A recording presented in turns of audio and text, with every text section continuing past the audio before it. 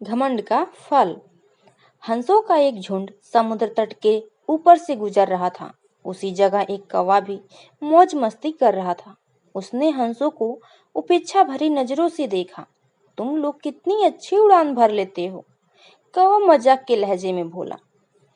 तुम लोग और कर ही क्या सकते हो, बस अपना पंख फड़फड़ा कर उड़ान भर सकते हो। क्या तुम मेरी तरह फुर्ती से उड़ सकते हो? मेरी तरह हवा में कलाबाजियां दिखा सकते हो? नहीं, तुम तो ठीक से जानते भी नहीं कि उड़ना किसे कहते हैं। कौवे की बात सुनकर एक वृद्ध हंस बोला, ये अच्छी बात है कि तुम्हें सब कर लेते हो, लेकिन तुम्हें इस बात पर घमंड नहीं करना चाहिए। मैं घमंड वमंड नहीं जानता। अगर तुम में से कोई भी मेरा मुकाबला कर सकता है तो सामने आए और मुझे हरा कर दिखाए। एक युवा नर हंस ने कौवे की चुनौती स्वीकार कर ली। यह तय हुआ कि प्रतियोगिता 2 चरणों में होगी। पहले चरण में कौवा अपने करतब दिखाएगा और हंस को भी वही करके दिखाना होगा, और दूसरे चरण में कौवे को हंस के करतब दोहराने होंगे। प्रतियोगिता शुरू हुई। पहले चरण की शुरुआत कौवे ने की और एक से बढ़कर एक कलाबाजियां दिखाने लगा। वह कभी गोल गोल चक्कर खाता तो कभी जमीन छूते हुए ऊपर उड़ जाता। वहीं हंस उसके मुकाबले कुछ खास नहीं कर पाया। कौवा अब और भी बढ़ चढ़कर बोलने लगा, मैं तो पहले ही कह रहा था कि तुम लोगों को और कुछ भी नहीं आता। ही। फिर दूसरा चरण शुरू हुआ।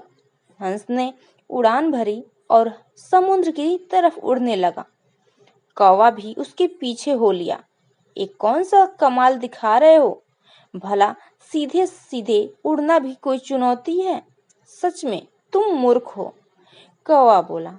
पर हंस ने कोई जवाब नहीं दिया और चुपचाप उड़ता रहा।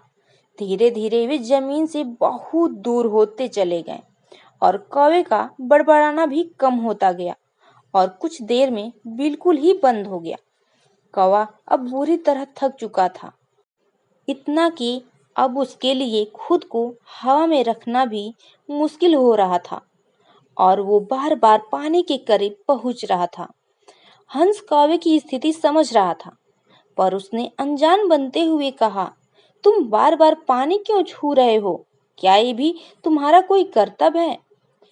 नहीं, कौवा बोला, मुझे माफ कर दो, मैं अब बिल्कुल थक चुका हूँ और यदि तुमने मेरी मदद नहीं की तो मैं यहीं दम तोड़ दूंगा। मुझे बचा लो, मैं कभी घमंड नहीं दिखाऊंगा। हंस को कौवे पर दया आ गई। उसने सोचा कि चलो, कौवा सबक तो सीख ही चुका है, अब उसकी जान बचाना ही ठीक होगा, और वह कौवे को अपनी पीठ पर बैठाकर वापस तट की ओर उड़ चला। दोस्तों, हमें इस बात को समझना चाहिए कि भले हमें पता ना हो, पर हर किसी में कुछ न कुछ क्वालिटी होती है जो उसे विशेष बनाती है। और भले ही हमारे अंदर हजारों अच्छाइयाँ हों, पर यदि हम उस पे घमंड करते हैं तो देर सवेर हमें भी कौवे की तरह शर्मिंदा होना पड़ता है। एक पुरानी कहावत भी है, घमंडी का सर हमेशा नीचा होता है। इसलिए ध्यान रखिए कि कहीं जाने अनजाने आप भी कौवे वाली गलती तो नहीं कर रहे हैं। आपको वीडियो कैसा लगा हमें कमेंट करके जरूर बताएं। धन्यवाद।